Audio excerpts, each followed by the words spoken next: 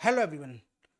आज के इस वीडियो के अंदर एक इम्पॉर्टेंट नोटिफिकेशन जो कि केंद्रीय विद्यालय संगठन की तरफ से 20 मार्च को जारी किया गया था उसके बारे में आपको कुछ ऐसी सूचना देनी है जो कि आपके लिए 2025 या उससे आगे आने वाले जो सत्र जो हैं उनके लिए बहुत इम्पॉर्टेंट रहेगा। तो इस वीडियो को आप एंड तक देखिएगा। तो आइए बिना समय गवाए हम लोग जो है इस नोटिस के बारे में जान लेते हैं। और देखिए यहाँ पर जैसे हम लोग जो है इस यूट्यूब चैनल पर केवल लाइब्रेरी एंड इंफॉर्मेशन साइंस के रिगार्डिंग हम लोग वीडियो अपलोड करते हैं या फिर आपके यूजीसी नेट और पेपर वन से रिलेटेड इंफॉर्मेशन देते हैं। तो उसी क्रम को आगे जारी रखते हुए ये जो इम्पॉर्टेंट इंफॉर्मेशन है हम लोग केवल लाइब्रेरियन यानी जो ऐसे कैंडिडेट लाइब्रेरियन पोस्ट के लिए तैयारी कर रहे हैं केवल उन स्टूडेंट्स के लिए ये इंफॉर्मेशन है।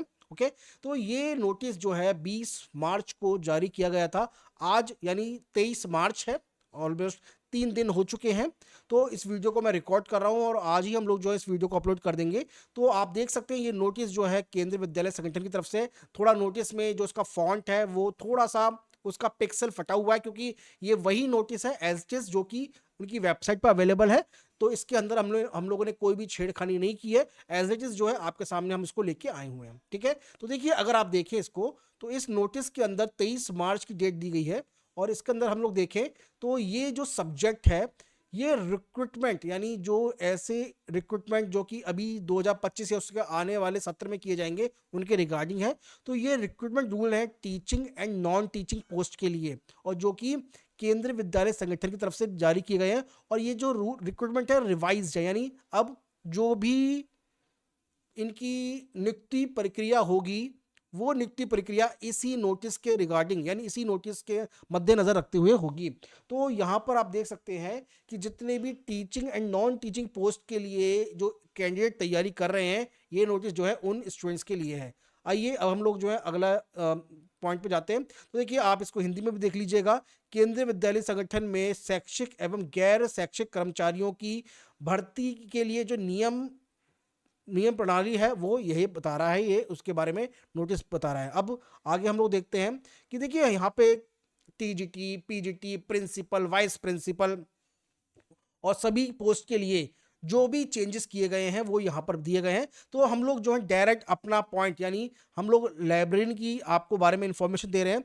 तो लाइब्रेरियन के बारे में हम लोग डायरेक्ट आपको बताते हैं। तो देखिए लाइब्रेरियन जो है सीधा जो है हमारा डायरेक्ट पेज नंबर 21 पे है। तो चलिए हम लोग डायरेक्ट 21 पेज नंबर 21 पे चलते हैं। तो 21 पेज पे चलते हैं और वहाँ पर जो भी इंपॉर्टेंट अनाउंसमेंट है लाइब्रेरी से रिगार्डिंग उनको जरा पढ़ लेते हैं। तो आप देख सकते हैं यहाँ पर कि रिक्रूटमेंट रूल है for the post of librarian.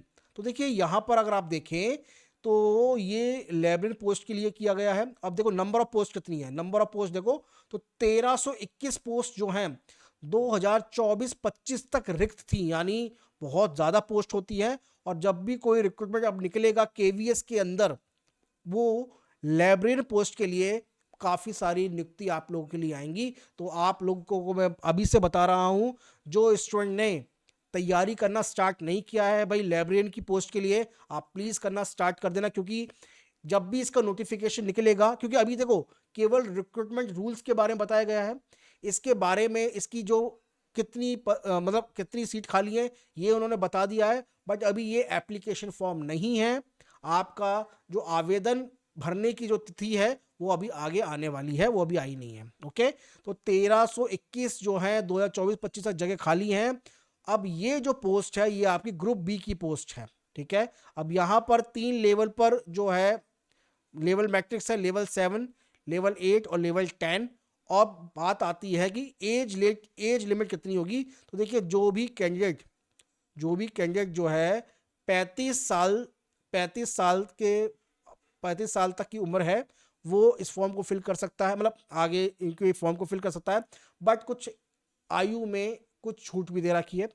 ऐसे कैंडिडेट जो कि केंद्रीय विद्यालय संगठन में पहले से ही एम्प्लॉई हैं या फिर SC ST कैटेगरी से हैं, OBC की कैटेगरी से हैं या फिर PWBD या एक्स सर्विसमैन है या फिर फीमेल कैंडिडेट हैं। अब देखो यहाँ पर फीमेल की कोई कैटेगरी नहीं बताया गया, तो सभी फीमेल वो भली जनरल कैटेगरी के हों या फिर आपके SC कैटेगरी ST कैटेगरी, तो सभी फीमेल के लिए यहाँ पर जो है आयु में 5 साल की छूट दी गई है। तो अगर जनरल कैंडिडेट जो है 35 साल तक फॉर्म को फिल कर पाएगा तो SC ST OBC PWBD ex serviceman और फीमेल जो है वो 40 ईयर की एज तक इस फॉर्म को फिल कर सकते हैं। अब ये तो था एज के बारे में।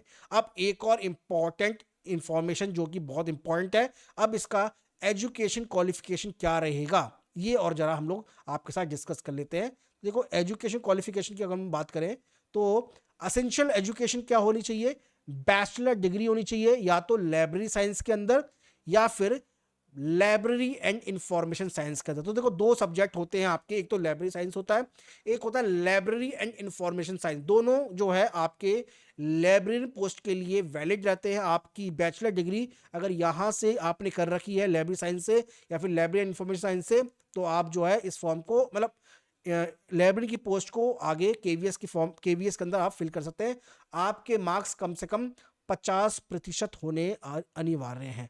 50% से कम होंगे तो आप फॉर्म को फिल नहीं कर पाएंगे। हाँ 50% से हो सकता है जब इसका एप्लीकेशन फॉर्म निकलेगा तो उसमें बता देंगे कि क्या कोई छूट दे रखी है मार्क्स की SC ST कैटेगरी के लिए, OBC कैटेगरी के लिए, तो वो आप एक बार इसके एप्लीकेशन फॉर्म को जब आएगा तो उसकी जो नियम है उस समय हम उसको भी बता देंगे। अब पहली कंडीशन तो आपकी डिग्री की हो गई, दूसरी कंडीशन ये हो गई कि आपको कंप्यूटर एप्लीकेशन की नॉलेज होनी चाहिए। अब कंप्यूटर एप्लीकेशन की नॉलेज मांगी है, अब डिप्लोमा है या नहीं है यहाँ पे इसके बारे में क्लियर नहीं है।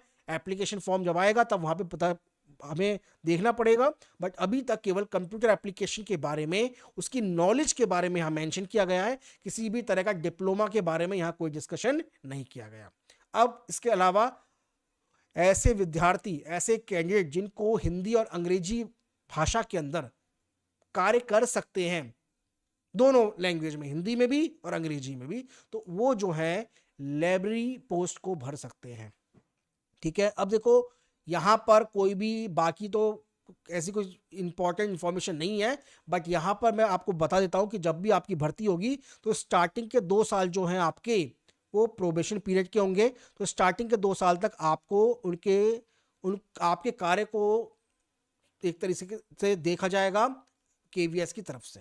ठीक है, 100% डायरेक्ट रिक्रूटमेंट है, तो इसमें किसी भी तरह का कोई अभी प्रमोशन के बारे में कोई बात नहीं गई है, डायरेक्ट रिक्रूटमेंट है और 2 ईयर का प्रोबेशन पीरियड है। तो ये जो है इंपॉर्टेंट इंफॉर्मेशन है केवीएस की तरफ से। और अभी देखो इसमें सारी इंफॉर्मेशन है, इसमें PGT Hindi, PGT English, TGT Hindi English, तो बहुत सारे हो सकता है ऐसे स्टूडेंट भी हों जो लाइब्रेरी पोस्ट के साथ साथ कोई और भी पीजीटी की तैयारी कर रहे हो सकता है ना।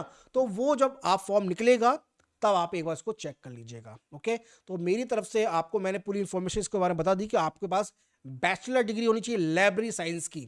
ठीक है, बैचलर डिग्री होनी चाहिए लाइब्रेरी साइंस की या फिर लाइब्रेरी एंड इंफॉर्मेशन साइंस की, और आपको 50% आपके पास कम से कम मार्क्स होने चाहिए। कम से कम, जैसा कितने भी होने चाहिए हो सकते हैं, बट कम से कम 50% के मार्क्स आपके पास होने अति आवश्यक है। ओके, अब देखिए स्टूडेंट्स, लाइब्रेरी की पोस्ट के लिए, केवीएस की पोस्ट के लिए हम लोगों ने भी अपना जो कोर्स है हमारी वेबसाइट पर अवेलेबल है, जो कि वेबसाइट पर हमारी है bsiacademy.in। आप जाके यहाँ पर हमारे कोर्स को देख सकते हैं, और भी इंपॉर्टेंट इन्फॉर्मेशन जो है हम आपको अब इस यूट्यूब चैनल पर देते रहेंगे समय समय पर। तो अगर अभी तक आपने इस चैनल को सब्सक्राइब नहीं किया है, subscribe this channel, like this video and please share this video. मिलते हैं आपसे एक और इंपॉर्टेंट वीडियो के अंदर, जिसमें हम लोग जो है लाइब्रेरी एंड इंफॉर्मेशन साइंस का एक और इंपॉर्टेंट टॉपिक आपके साथ डिस्कस करेंगे। Okay, thank you.